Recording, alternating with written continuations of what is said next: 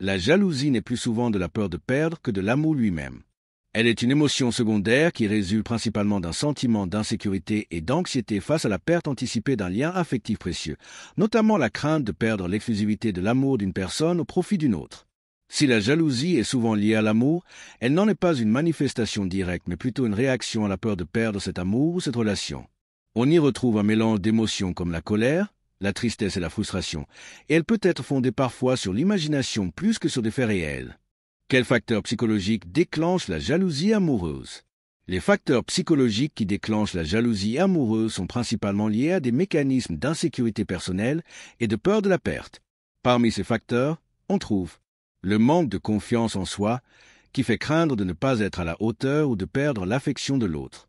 Le sentiment d'insécurité affective, lié à la peur d'être remplacé ou abandonné.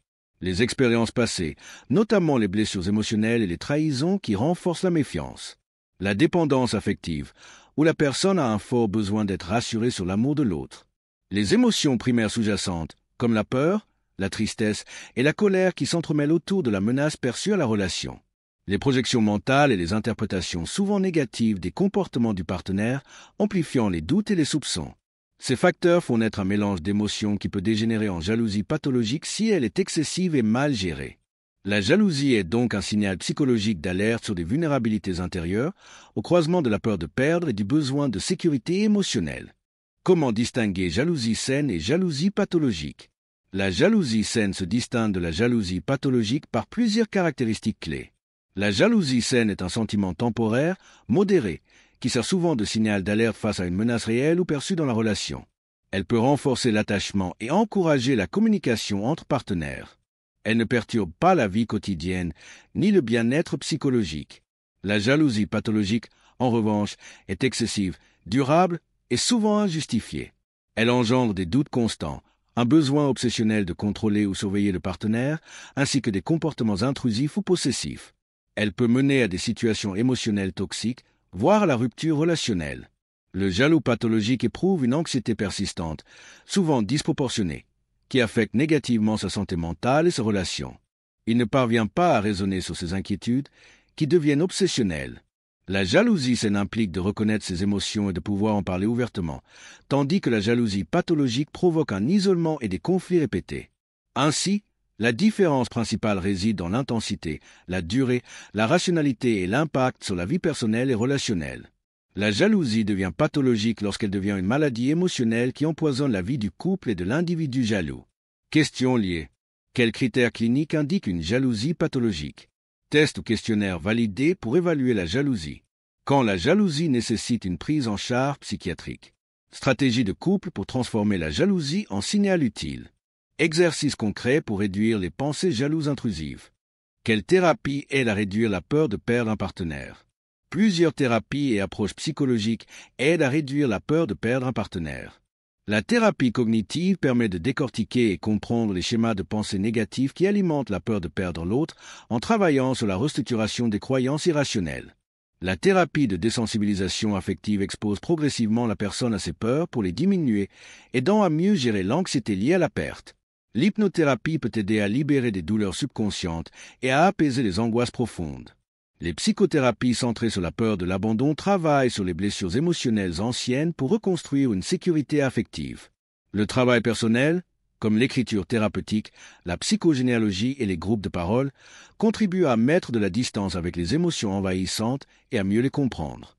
Parfois, un accompagnement avec des médicaments anxiolytiques ou antidépresseurs est nécessaire si la peur est très intense ou associée à des troubles anxieux.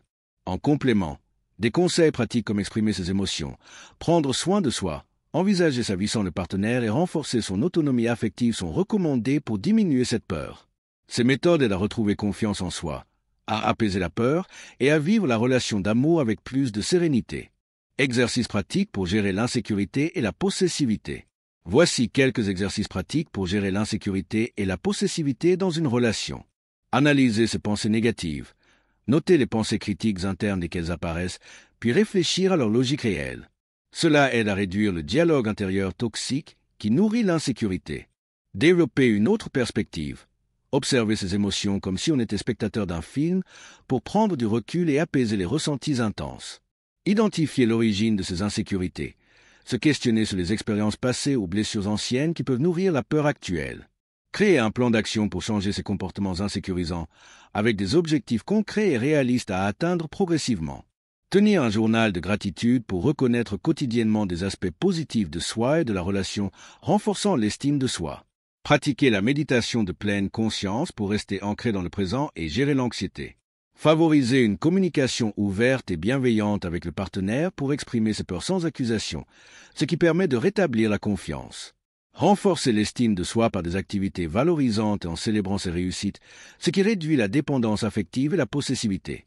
Techniques de relaxation comme la respiration profonde ou la méditation pour calmer l'esprit face aux émotions envahissantes.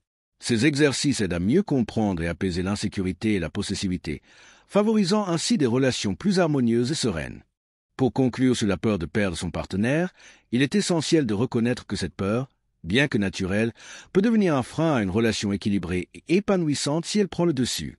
Plutôt que de laisser la peur dicter nos comportements, il est crucial d'apprendre à se reconnecter à soi-même, à renforcer sa confiance intérieure et à communiquer honnêtement avec l'autre.